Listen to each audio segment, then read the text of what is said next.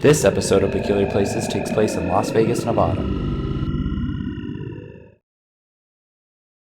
For this format, we've both picked something from Las Vegas with a dark history. These are our stories.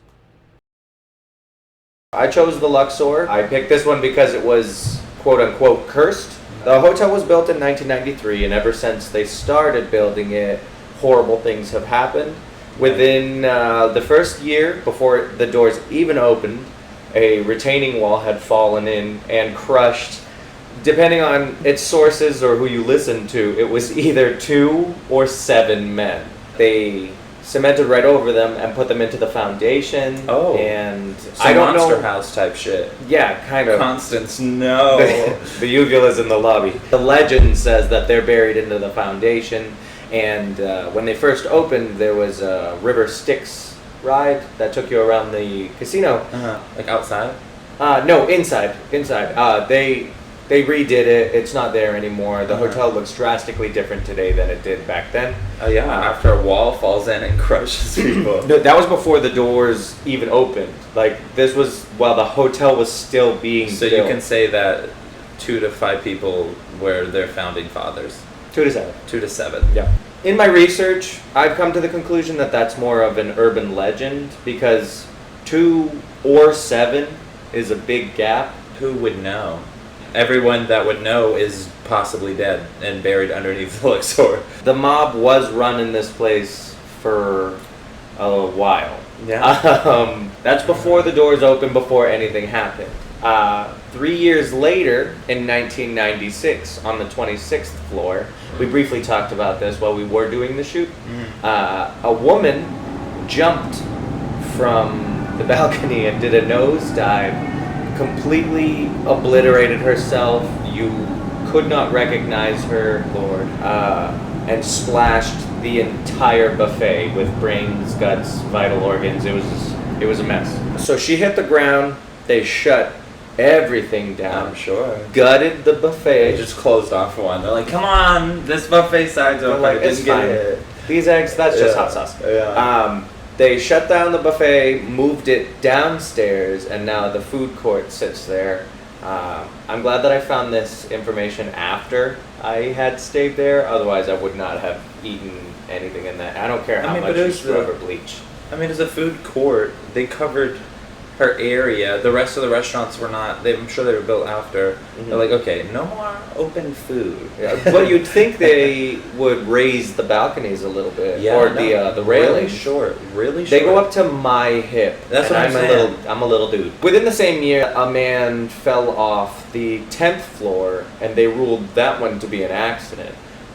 Oops. The woman from the 26th floor. Legends say that she was a prostitute who had been diagnosed with AIDS. And she jumped off the 26th floor. And it got on the buffet? And see? You see? Not the buffet. Not the crab legs. What have we done? That's horrible. And what year was that? When was that? That was in 1996. That's when I was born. In 2007, in the Luxor parking garage, a coffee cup was left on the top of a car of a Luxor employee. Apparently there was some scandal between his girlfriend and her baby daddy. Mm-hmm. He made a homemade explosive, put it in a styrofoam cup, and left it on the top of this kid's car. So him and his girlfriend, after a shift, I guess he worked at like Nathan's Famous or something like that. Hot dogs? Yeah, Nathan's Famous hot dogs. Nathan's famous Frisbees. So he saw the styrofoam cup. A lot of the reports that I read say that he made some kind of joke about, that's employee appreciation. They gave me a free cup of coffee. And when he moved the cup, the explosive was triggered and he was obliterated. So it blew up him, it blew up his car. His girlfriend survived. To live the tale. And then the two guys went to jail. So the baby daddy of the girlfriend and his accomplice. And the girl lived? And the girl lived. Well, I mean, I'd hope so. I doubt the baby daddy was like, we're gonna blow them both up. Yeah, I mean, he almost did. Yeah. They were both there. How many explosions are at the Luxor? Just that one That's that 2. I know of. 2. You said the lady did a front flip. She exploded. Okay, all right. So, And then the other guy, he jumped. He exploded. This guy had an actual bomb. Exploded. How many bodies are exploding? Few. In June of 2010, Las Vegas football player Demario Reynolds got into an altercation with a mixed martial arts fighter.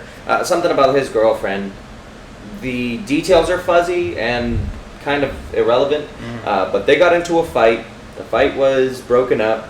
The MMA fighter left, but then came back to the party in the suite and started fighting the guy again. He wound up knocking the guy out, and he died in the hospital.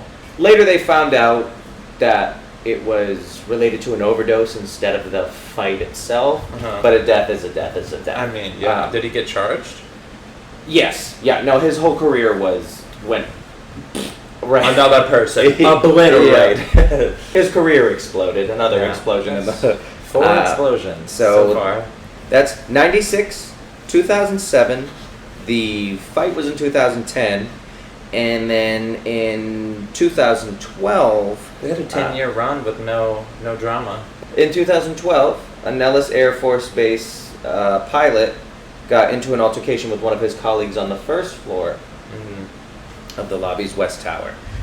They got into a fight, and one of the pilots was thrown into the doors of the elevators and fell down an empty elevator shaft. So he hit the doors, and the doors fell inward, and he fell down an empty elevator shaft into the basement and died. And then they just cemented him over. They just cemented over him too. Jeez. Yeah. They tested the waters of the Luxor to make sure that nothing was wrong with them, and they all came back clean. And then within the week of them testing the water, a couple of the guests came down with Legionnaire's disease, and they retested the water, and it came back positive. So they got a false negative, a bunch of people got sick, then they came back with the actual positive, and at least 2 people died because of the water. What's Legionnaire disease? So Legionnaire's disease, it's the Legionella bacteria, and it causes Legionnaire's disease. That's the extent of my knowledge on Legionnaire's So what disease. happens? Do you have like yellow fever? Like what are your symptoms? How do you know you're sick? That I don't know. I'm Is not it a doctor, pre-COVID? man. Just a paranormal investigator. I don't know. I didn't have it. The elevator incident happened in 2012. The poisoning of the water supply happened in 2012. And also in 2012, a man came in and murdered his girlfriend in the lobby in front of a whole bunch of people. 2012. So what was the top song in 2012? Why would I know that? I mean, must correlate. 3 things happened in 2004. Well, it went from, you said 1996 to 2007. It's like, that was a nice radius where they had nothing happening. Yeah, from 96 they were living, to 2007. they were just cruising. About 10 years. So they still had the log right at that time. I believe so, yeah. And then everyone got Leif Erikson's disease. Legionnaire's disease, yeah.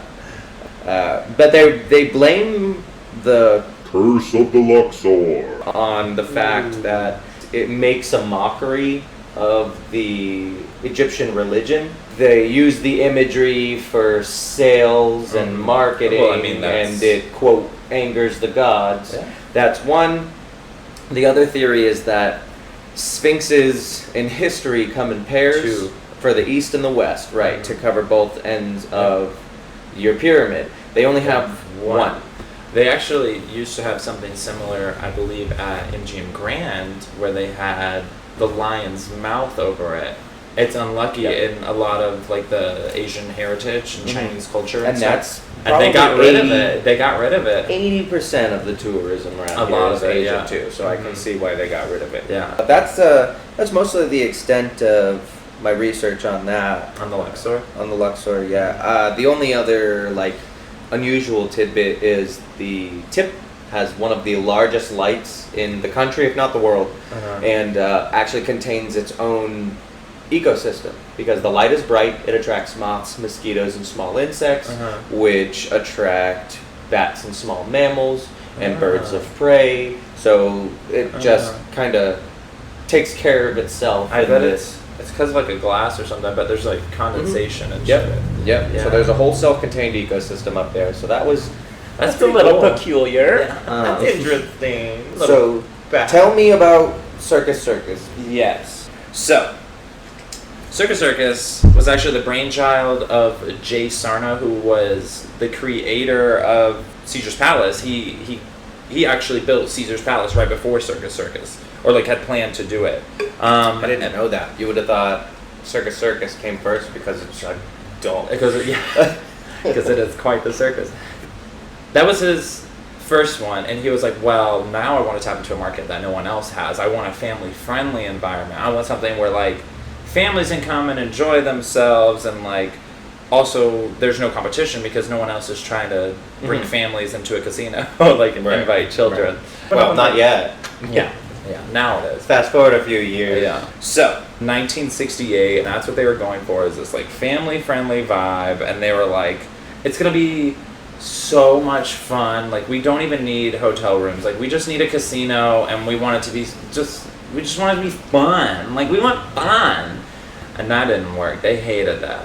So they used to charge like $2 at the door for tourists and like $1 at the door for locals to come in, and then they had like trapeze acts and carnival games on the actual casino floor. So they didn't always have hotel rooms. So is that where the Circus Motel comes from? Maybe. Because people were throwing a colossal tantrum, I could being see like, that I can't even stay instead here. of building it. Yeah. Because at first they didn't even have like the separation in the games and stuff. Mm-hmm. Like trapeze acts literally over where you're gaming, like playing. Yeah. Someone just falls on a machine. Splits coins. Yeah, literally. They also had like carnival games. People hate that. And then they had Tanya, which was a Siamese elephant that they had just walking around on the casino floor. Very famous. This elephant was like been on TV as like trained as a baby for TV element, but just a motherfucking elephant. Yeah, if you look up photos, they're like at the craps table, like with the trapeze. Like, what are you doing? Like balance act. You're like, this is crazy. They're like, you want family friendly fun? Let's get an elephant in here. I didn't know any of that. I thought it was just a creepy clown themed hotel. No, it used to do balance beam acts and photo shoots and just walk around the casino floor. But because of the circus design, because of that kind of like we need performers and stuff like that, that's actually what started bringing larger name performances, which in turn kind of sparked Cirque du Soleil, because there was no market for circus acts, like anything along those lines. And now they made the market. The only like circus that you had was like Phineas T. Barnum and The Greatest Show on Earth and stuff like that. And you do get a lot of the vibe from that walking around in circus. It's almost a smart marketing ploy too, where they're just kind of like, here's a little circus thing, but you can't stay here. You need a place to stay. Right. Caesar's Palace right down the road. Yeah. If you need it, you hit it up. So even though like people were coming through, like people wanted to come through and play the games and like see the shows, they were not making money because people hated that you couldn't stay there. They hated that you got charged at the door. They hated Tanya, I guess, the elephant. So the dude was broke. Jay Sarno, he was like broke. So they had like creditors coming after him, like everybody after him, because he didn't have no money and he wasn't making no money, and he already had like the residual of like Caesar's Palace, which he helped design and stuff like that. And so they were like, why is this not working? You already have one. Like, what's going on here? So he decided to kind of like resign as circus president. Circus president, and kind of put his ownership interest into a trust, which basically means like you like pass it over for a moment until you like. Yeah, that's where like the Caesar's properties come from. Yeah, it's like somebody takes over essentially. So after a while, the gaming commission like let him back after he had like changed his ways, and like he's like, okay, I won't do the casino acts on the floor. Like if I have to. So as soon as he was back, his highest priority was to build the hotel. He went to get a loan, but he couldn't reach his contact that was in with the loan people. So he ended up getting in contact with Nick Savea, who is a Kansas City mob boss. So he was like, let me get some money. So in 1971, they gave him a 7-point, like Jay Sarno, They gave him $7.6 million loan, and he built a 414-room hotel, which I'm guessing is what's a part of Circus Circus right now and not the motel. But because he borrowed that money to build the hotel, he essentially just created mob ties because he asked a mobster for $7.6 million. Yeah. You went to a shark. Yeah. He's like, you want money? What do I get? And they're like, come to me on this day of my daughter's circus. Yeah. you come to me. But because he got that loan, he had to let another mobster, Tony Spilotro, or Tony the Ant. He's another mobster from Chicago, and he ended up operating the jewelry and like gift shop under the name Anthony Stewart. So he was like undercover. He's like, I'm not a mobster. I'm Anthony Stewart. I'm trying to sell you a gold ring. It's 100% real gold. Yeah. Definitely not that fake stuff that they got at Caesars. Essentially, because of the ties that started getting, got the money from one mobster. You've got a mobster working inside the actual casino, just selling you probably fake jewelry, honestly. I mean, really. So then they were sending large sums of money from Circus Circus to Kansas and back and forth with Sevilla, the original mob guy that bent the money. Like, they're laundering. Yeah, they're laundering money with the original guy, like, monitoring everything. After that, the casino was falling apart and failing again, and the IRS was after them because of mob ties and like not paying taxes, and like, I mean, it was a mobster casino. Man, you're a mess. Yeah. So Jay Sarno was like, okay, well, I gotta get out of here. Like, I can't be a part of this anymore. I'm too deep into the mob ties, and like everyone keeps coming after me, but it's not me. So Bill Barnett and Bill Pennington, which are two like rising casino managers at the time, they signed a 5-year lease to run the property in 1974. So then Sarno was still a landlord, and he was like living on the 14th floor suite, just kind of like chilling, but he wasn't in charge anymore. Mm-hmm. He was like, I'm just staying here. Like, don't kick me out. This is my place. You get it right. He's like still a landlord. But so Bill and Bill, which are both their first name, they started to change Circus Circus like immediately. They got the axe from the gaming floor, which you can see now is like a second level pretty much.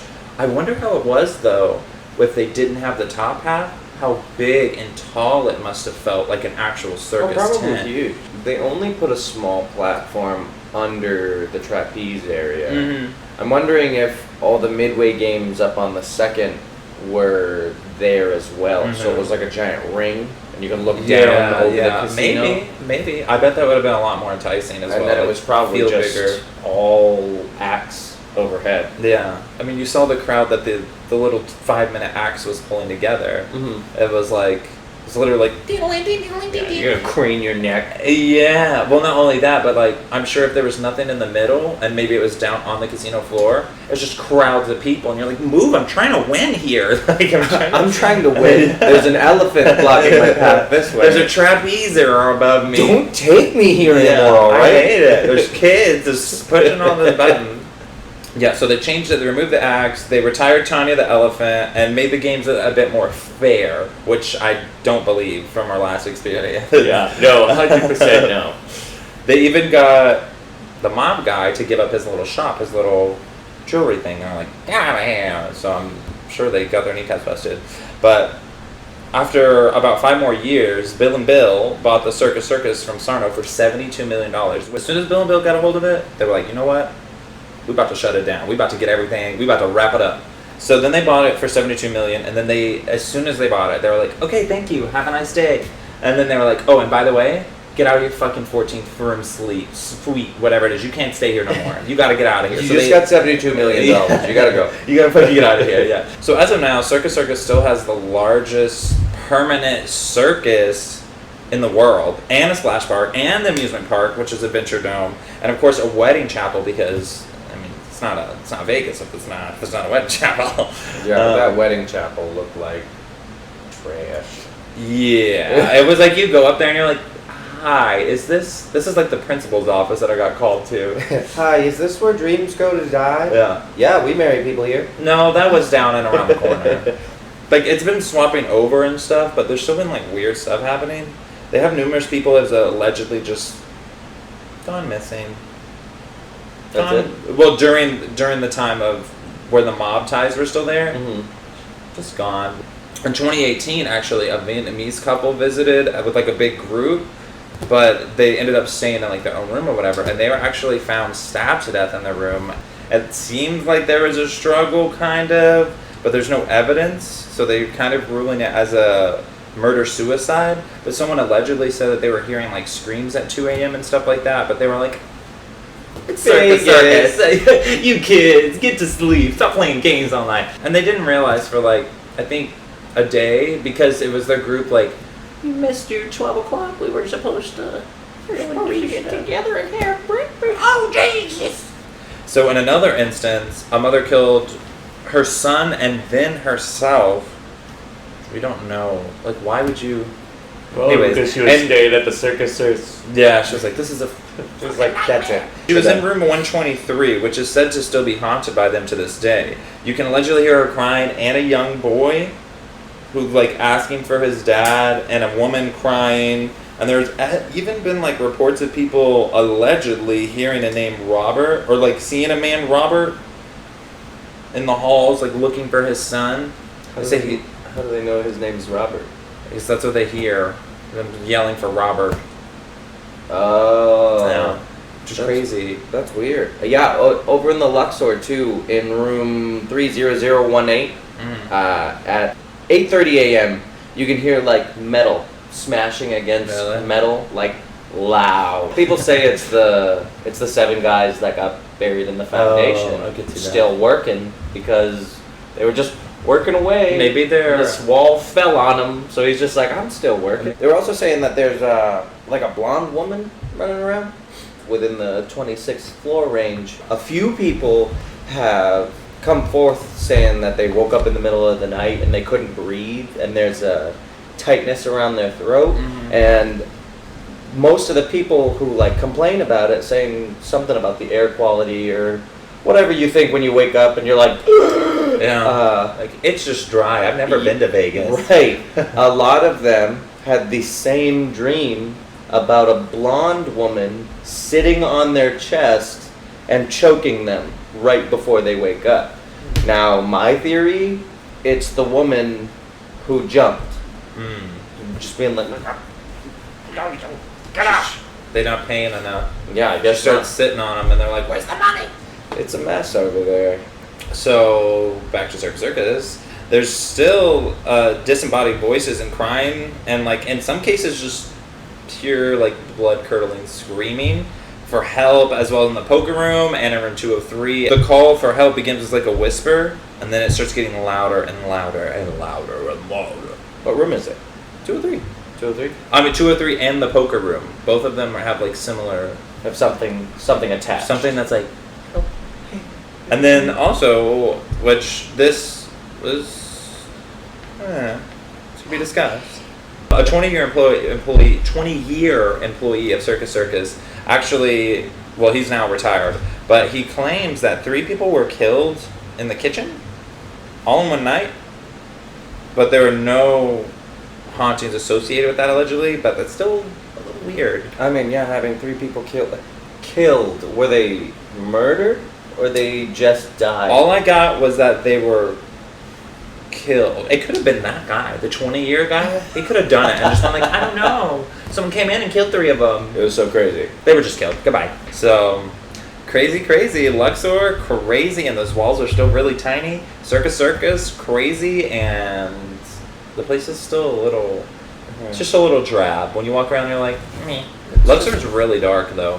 Yeah, well, I mean, it's cursed. It's just got a dark cloud over it all the time. It's just constant swirling, no darkness. That's why they have that 30,000 lumens light. Yeah. Keep the curse away, please. They're like, yeah, it's like how a rainbow is made.